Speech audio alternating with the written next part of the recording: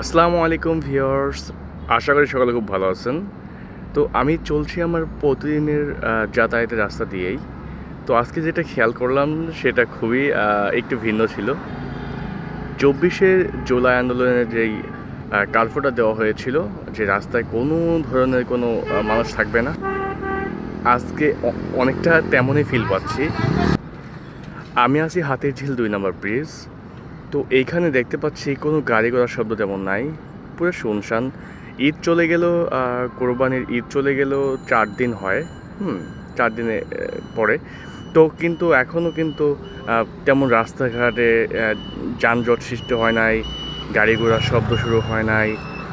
কেমন যেন একটু নীরব প্রকৃতির হয়ে আছে, পুরো ঢাকা যেন ঘুমিয়ে আছে, এমন একটা অবস্থা। তো দেখে ৪ দিন চলে গেল ঈদের, কিন্তু একটু ভিন্ন, তাই আমি আপনাদের রাস্তার একটা ভিডিও করে দেখালাম। গাড়ি ঘোড়াও খুব কম।